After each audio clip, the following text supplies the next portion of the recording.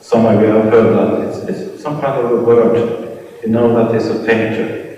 I can say Edvard Grieg, you know, he's a composer. But the challenge was for me not only to use this very famous Henrik Ibsen, Knut Hamsun, but also find some other people, like the discoverers, both Fridtjof Nansen and Roald Amundsen. But also, for example, Sonja Hennie, which in Norway is not more so famous. Even she was our first and only really big Hollywood star, movie star. That was something I didn't know about. She was a famous skater first, right? She won Olympic gold medals in ice figure skating. And but the challenge for me was when I was going to make him do this program about Roald Amundsen, I was not going to pick the cliché. And the cliché about Roald Amundsen is that he was the first man on Antarctica, in the middle of Antarctica, and he was beating the Englishman, Scott. So I wanted to show that he has also another side. He is a scientist. He is an ethnographer. So he was working up in the Arctic, on the other side of the globe, studying the Inuit, the Eskimos' way of living. And also for the Norwegians, they don't know much about that side. And when it comes to Fridtjof Nansen, I wanted not to show him as a polar hero. He was the first to went skiing across Greenland. And he also went with his ship 3 years around in the ice. But I chose to show him when he was crying in front of the millions of hungry people in Ukraine, in Russia, when they had this very big food crisis early in the 20s. So that's another picture of this hero, that you see him crying in front of people who don't have food.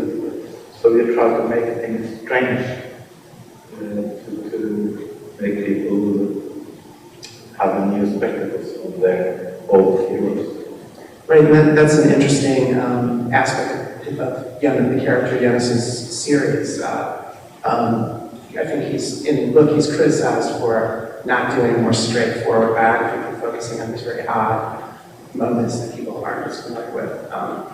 But yeah, I love that kind of stuff when I'm incorporating non-fiction elements into my work. I'm always more drawn to the sort of odder details, things like that. I guess talk a little bit about the idea of biography in general, because the trilogy is kind of 3 versions of a biography, and it's an interesting sort of deconstruction of the idea of the biography.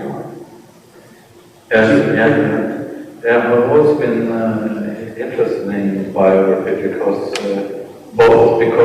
suddenly the last 40 years I started selling extremely amounts of biographies, and especially in Norway, you could put out 20 biographies a year, and 15 of them was on the top, the bestseller list. So it was like people didn't get enough of biographies. And maybe it's just speculation, but maybe we live in a time when things are so fragmented or so chaotic and so complex that it is a huge comfort to read about somebody from they are born to the die and see that it's bridges, things are hanging together. So you can use that as a mirror to your own life.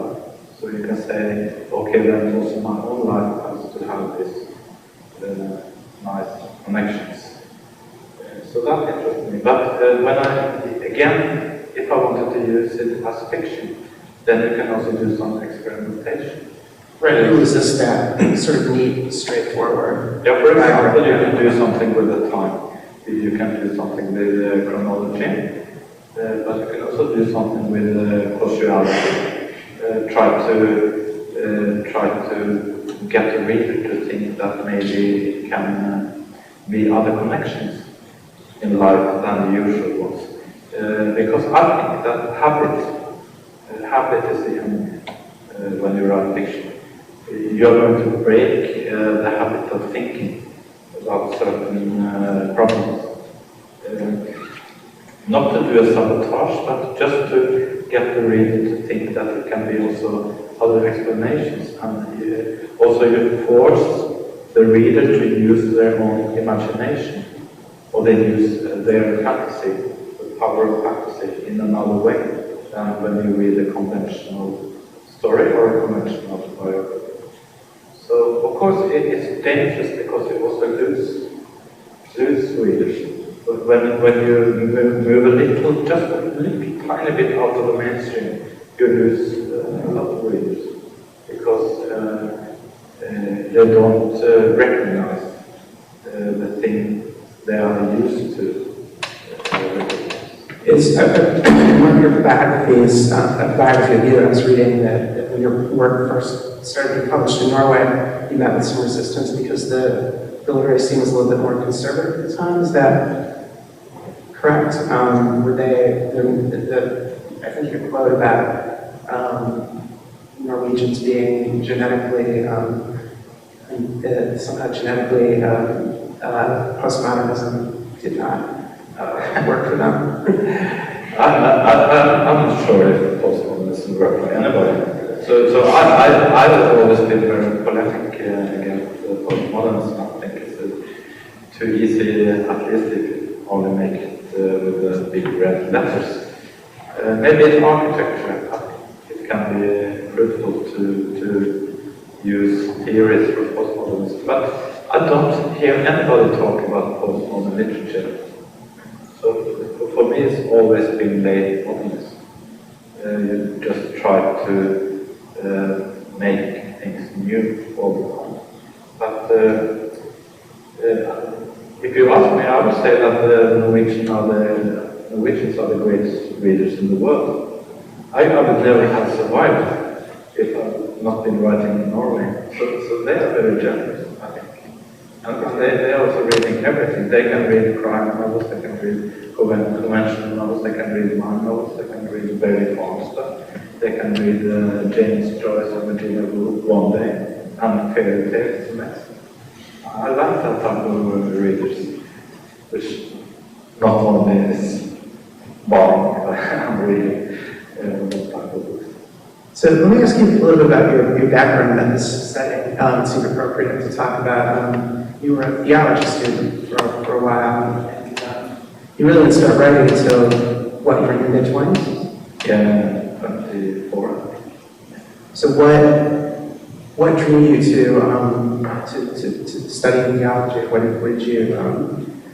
Yeah, first in my home there was no religion and no books, so it's strange that I became a reader, and I also became involved with faith. So when it was a secondary school, I was a friends, and I was playing in a band. So then I started playing in this, we call it the dancing movement, you know. So I was head of the orchestra. What, can you explain what that is, a dancing? Yeah, we call it dancing. It's like a religious. It's not like up with people, but it's like 150 young people singing songs. Like religious songs? Or? Yeah, it's religious. So I was playing in the secular band, and one day the youth, the priest who has all the young people, they came to me and said, "I hope you are very good on the electric guitar. Do you want to be the leader of the orchestra?" And I was so flattered. So I said, "Yes, of course." And then after some years, you get involved. So when I was going